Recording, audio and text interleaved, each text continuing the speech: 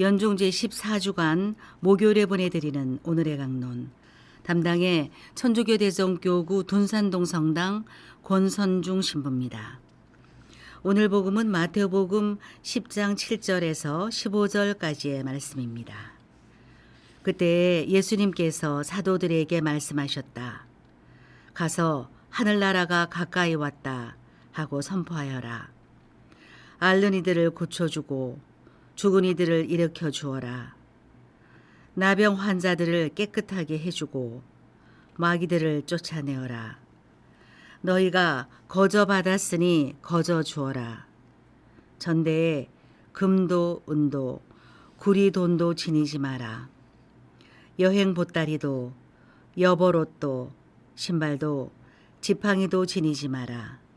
일꾼이 자기 먹을 것을 받는 것은 당연하다. 어떤 고을이나 마을에 들어가거든 그곳에서 마땅한 사람을 찾아내어 떠날 때까지 거기에 머물러라. 집에 들어가면 그 집에 평화를 빈다고 인사하여라.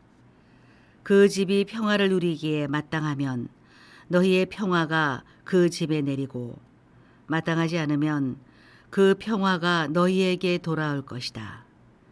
누구든지 너희를 받아들이지 않고 너희 말도 듣지 않거든 그 집이나 그 고을을 떠날 때에 너희 발의 먼지를 털어버려라. 내가 진실로 너희에게 말한다. 심판날에는 소돔과 고모라 땅이 그 고을보다 견디기 쉬울 것이다.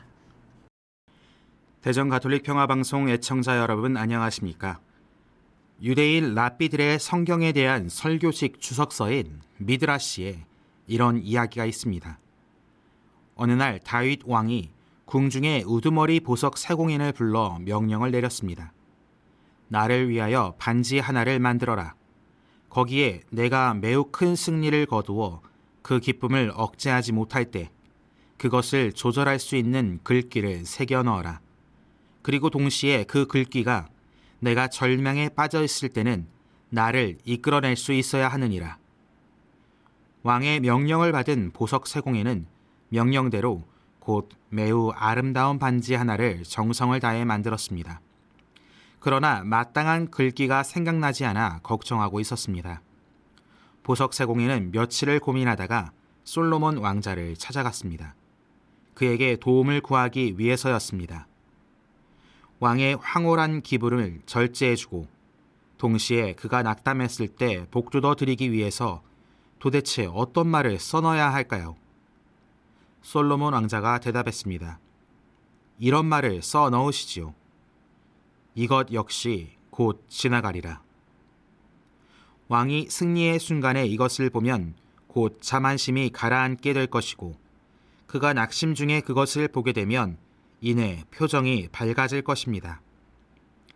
솔로몬의 지혜에서 엿볼 수 있듯이 모든 것은 다 순간이고 곧 지나가 버리는 것임을 알 때 우리는 성공이나 승리의 순간에도 지나치게 흥분하거나 교만해지지 않을 수 있고 실패나 패배의 순간에도 지나치게 절망하지 않을 수 있습니다.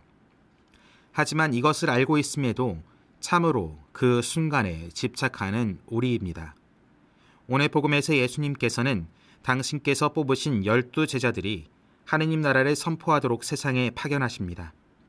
그리고 그들에게 병자를 치유해주고 죽은 이들을 일으키며 마귀를 쫓아내는 권한을 주십니다. 그런데 이런 권한만 주신 것이 아니라 너희가 거저 받았으니 거저 주어라. 전대에 금도 은도 구리돈도 지니지 마라. 여행 보따리도 여벌옷도 신발도 지팡이도 지니지 마라. 일꾼이 자기 먹을 것을 받는 것은 당연하다 라는 당부의 말씀도 함께 해주십니다. 왜 예수님께서는 이런 당부의 말씀을 하신 것일까요? 솔직히 제자들은 예수님께로부터 복음 선포에 도움이 될 큰 고난을 받은 것입니다. 병자를 치유하고 죽은 이를 살리고 마귀를 쫓는다는 것은 보통 사람이 할 수 없는 일입니다.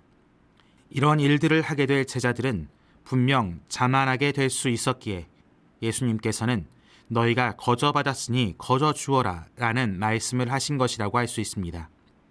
즉 자신이 대단해서 그런 것을 받은 것이 아니라 하느님께서 당신의 사랑으로 거저 주신 것이라는 것을 기억하라는 말씀이신 것입니다. 그리고 일꾼이 자기 먹을 것을 받는 것은 당연하다라는 말씀으로 인해서 제자들이 입고 자고 먹을 것을 걱정하며 복음 선포에 소홀히 하지 말 것을 말씀하십니다. 왜냐하면 그 모든 것을 하느님께서 또한 거저 주실 것이기 때문입니다. 그런데 예수님께서 제자들이 교만해질 것만을 걱정하신 것은 아니었습니다. 복음의 뒷부분을 보면 제자들에게 누구든지 너희를 받아들이지 않고 너희 말도 듣지 않거든 그 집이나 그 고을을 떠날 때에 너희 발에 먼지를 털어버려라 라고 말씀하십니다. 이 말씀은 제자들이 복음을 선포하는 중에 겪게 될 절망도 염려하셨던 말씀입니다. 사실 예수님께서 뽑으신 제자들은 세상의 관점에서 별 볼 일 없는 사람들이었습니다. 따라서 그들을 우습게 보고 그들이 전하는 복음을 전혀 받아들이지 않고 무시하는 사람들도 있었을 것입니다. 그러니 그 순간에 절망에 빠져들지 말고 발에 먼지를 털어냄으로써 그 사람과 그 마을에 자신이 할 일을 다 하였다는 것으로 만족하라는 말씀이시기도 합니다. 세례를 받아 하느님의 자녀가 된 우리도 제자들처럼 세상에 복음을 선포해야 합니다. 그런데 이런 복음 선포의 사명을 지닌 우리에게도 예수님께서는 교만하지 말 것과 절망하지 말 것을 당부하십니다.